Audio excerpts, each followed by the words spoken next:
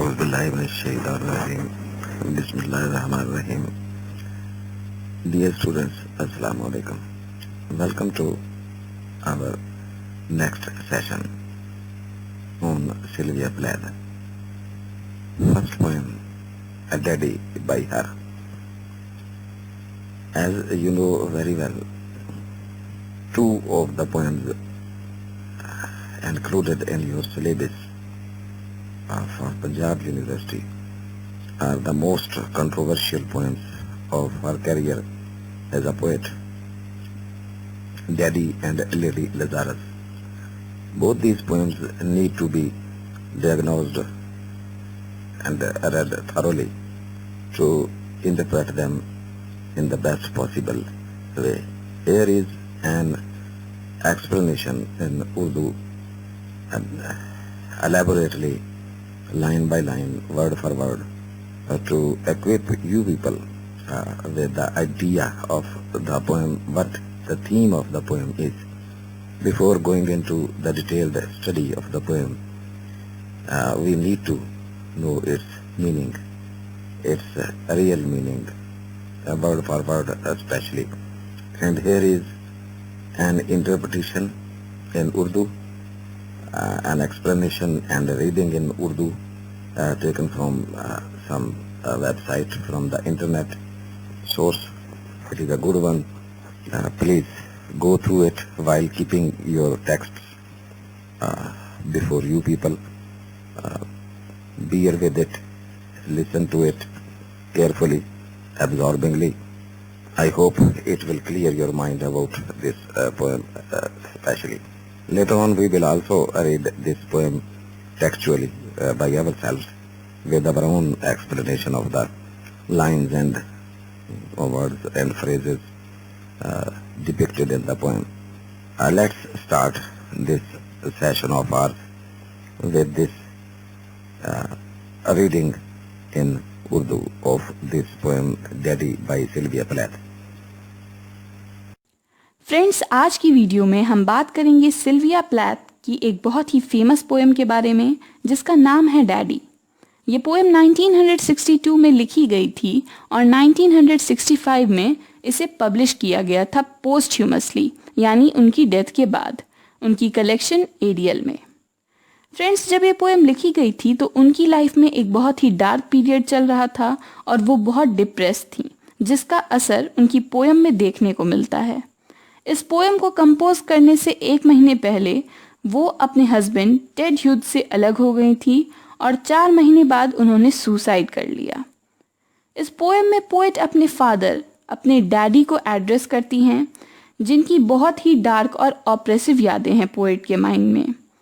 Friends, poet के जो father थे वो एक जर्मन इमिग्रेंट थे, तो इस पोएम में हिटलर और नाजी और जर्मनी की जो शहरें हैं उनके बारे में बहुत कुछ बात की गई है।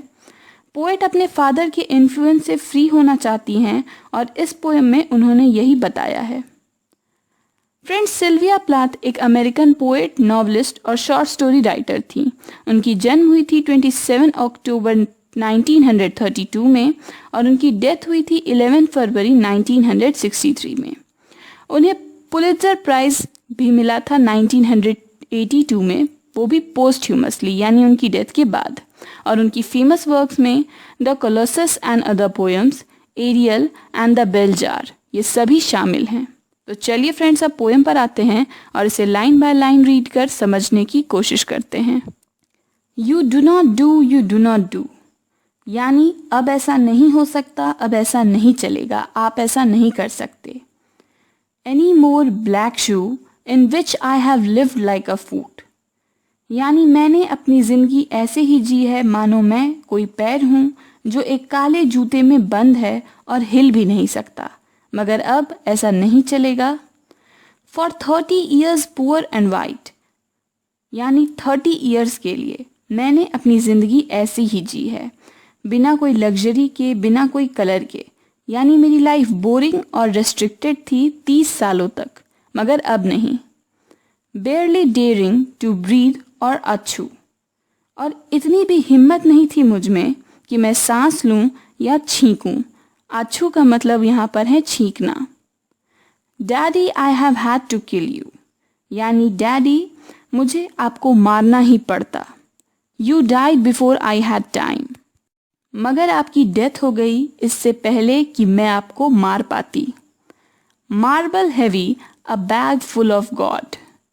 यानी यहाँ वो अपने फादर को डिस्क्राइब करती हैं कि उनके पिता मार्बल की तरह हैवी थे, भारी थे, और ऐसा शरीर था मानो कि वो एक बैग हो जो गॉड से यानी भगवान से भरा हुआ है।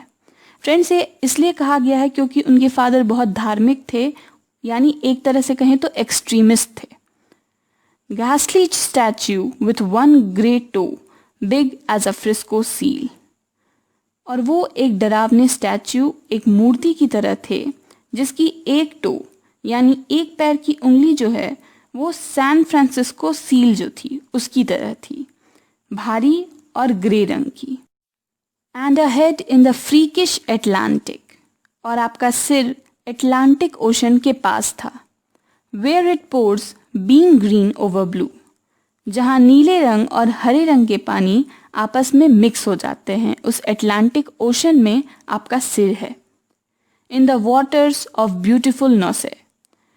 और ये कहाँ है? तो नॉसेट नाम की टाउन में, जो कि मैसाचुसेट्स में है।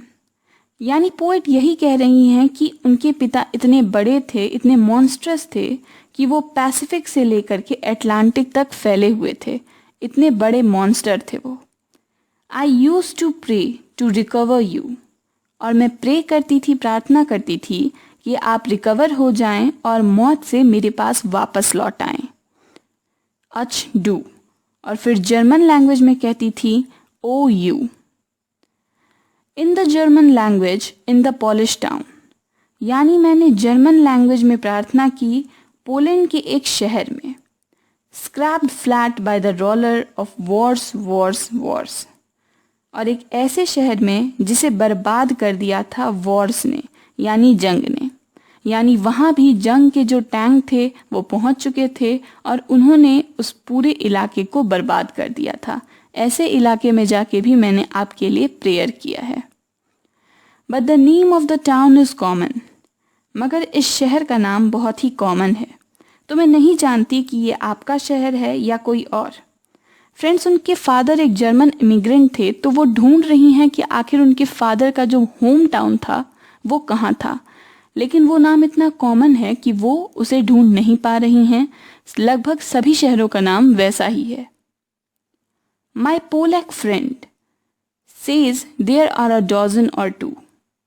यानी मेरे इस पॉलिश फ्रेंड का कहना है कि इस नाम के दर्जनों शहर हैं यहाँ पर, तो आपका शहर ढूंढना मेरे लिए बहुत मुश्किल है। So I never could tell where you put your foot your root. तो इसलिए मैं नहीं बता सकती कि कहाँ आपके कदम पड़े थे और कहाँ आपकी जड़ें हैं, यानी आपका घर कहाँ है, कौन से शहर में, मैं ये नहीं जानती हूँ। I never could talk to you, the tongue stuck in my jaw. यानी मैं आपसे कभी बात नहीं कर पाती थी, क्योंकि ऐसा लगता था कि जब भी मैं आपसे बात करने की कोशिश करती हूँ, मेरी ज़ुबान मेरे जॉज में यानी मेरे जबड़े में फंस जाती थी। मुझ में इतनी हिम्मत ही नहीं होती थी कि मैं आपसे कभी बात कर सकूं। It stuck in a barb wire snare, इच इच इच। यानी मुझे ऐसा लगता था कि मेरी टंग यानी मेरी ज़ुबान जो है वो किसी बार्ब वायर में यानी कंटीली तारों के जाल में फंस गई है। और ये जो इच इच इच है ये एक तरह का साउंड है जो उन तारों में फंसने के कारण हो रहा है। यानी मेरी ज़ुबान जो है वो कंटीली तारों में फंस गई है और इसलिए मैं शायद बोल नहीं पा रही हूँ। I could hardly speak. यानी मैं शायद ही बोल पाती थी, बहुत मुश्किल होती थी मुझे। I thought every German was you. और मुझे लगता था कि हर एक जर्मन आप ही हैं। And the language obscene. और वो लैंग्वेज मुझे ऑफेंसिव लगती थी, डिस्गस्टिंग लगती थी। यानी मुझे हर जर्मन में आप ही नज़र आते थे और मुझे इस लैंग्वेज से नफ़रत हो गई थी, ये मुझे डिस्गस्टिंग लगती थी। An engine. यानी ये जर्मन लैंग्वेज जो कि बहुत ऑफेंसिव है वो किसी ट्रेन की इंजन की तरह है। चफिंग मी ऑफ लाइक अ ज्यू टू डकाओ ऑस्विट्स बेल्जन। और ये इंजन मुझे किसी ज्यू की तरह एक कंसंट्रेशन कैंप में लेकर चली गई जो इन जगहों पर है। I began to talk like a Jew, यानी मैं एक ज्यू की तरह ही बात करने लगी। I think I may well be a ज्यू, और मुझे ऐसा लगता है कि शायद मैं एक ज्यू हो भी सकती हूँ या मैं एक ज्यू बन गई हूँ। इस तरह से मैं बात करने लगी हूँ। The snows of Tyrol, the clear beer of Vienna are not very pure or true. अब स्पीकर उस ट्रेन पर खुद को इमेजिन करते हुए कहती है कि ऑस्ट्रिया का जो शहर है टायरोल, उसकी बर्फ और उसके कैपिटल वियना के जो बियर हैं वो इम्प्योर हैं, सच्चे नहीं हैं, जैसा दिखाई देते हैं वैसे वो है नहीं। With my gypsy ancestress and my weird luck and my Taroc pack and my Taroc pack, यानी कि मेरी दादी या नानी जिप्सी थीं और साथ ही मेरी किस्मत भी अजीब है, और मेरे पास टैरोक कार्ड्स हैं जिससे लोग भविष्य बताते हैं और जिन्हें जिप्सीज रखते हैं। I may be a bit of Jew, तो इन चीज़ों को देखकर लगता है कि मैं थोड़ी सी ज्यू हो सकती हूँ, यानी मेरी दादी या नानी जिप्सी थीं और मेरी किस्मत भी अजीब है और साथ ही मेरे पास टैरोक कार्ड्स हैं, तो ये सब देख के लगता है कि शायद मैं एक ज्यू हो सकती हूँ। I have always been scared of you, यानी मुझे हमेशा आपसे डर लगता था। With your Luftwaffe and your gobbledygoo. Friends, Luftwaffe German air force को कहा जाता है और गॉबलडिगू का मतलब होता है बेकार बातें जिनका कोई अर्थ ना हो। तो मुझे आपके एयरफोर्स और आपकी बेकार बातें दोनों से ही डर लगता था। And your neat moustache and your Aryan eye bright blue, और साथ ही आपकी मूछों से जो नीट थीं और आपकी चमकीदार नीली आँखों से जो बहुत डराती थी मुझे, क्योंकि ये मुझे जर्मन्स की या हिटलर की याद दिलाती थी। यानी आपकी मूछें थीं, आपकी नीली आंखें थीं और ये मुझे डराया करती थीं। Panzer man, O you.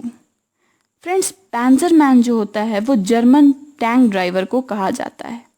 तो पोएट कहती हैं कि आप भी पैंजर मैन थे। नॉट गॉड बट अ स्वास्तिका, यानी आप कोई गॉड या भगवान नहीं थे बल्कि एक स्वास्तिका थे जो जर्मन नाजी रेजिम का सिंबल था। So black no sky could squeak through, और आप एक बिल्कुल काले आसमान की तरह थे जिससे रोशनी पार नहीं हो सकती है। एवरी वुमेन एडोर्स अ फासिस्ट, यानी हर औरत को एक फासिस्ट पसंद आते हैं। The boot in the face, the brute heart of a brute like you, जो उन्हें मारते हैं और जिनका एक दिल एक ब्रूट की तरह होता है, यानी बहुत बुरा होता है।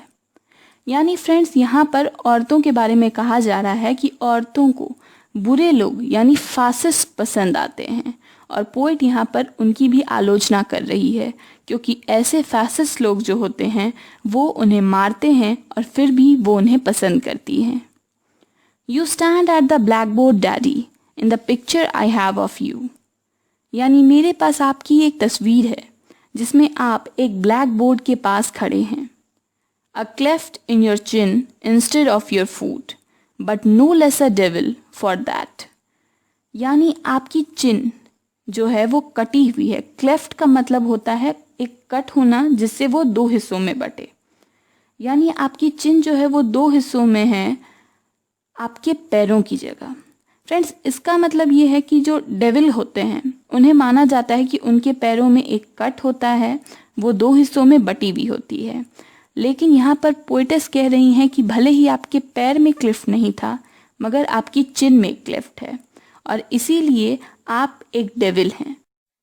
No not any less the black man who bit my pretty red heart in two, यानी आप उतने ही बुरे हैं, डेविल हैं, जितना वो ब्लैक मैन जिसने मेरे दिल को दो टुकड़ों में बांट दिया, यानी जिसने मेरा दिल तोड़ दिया।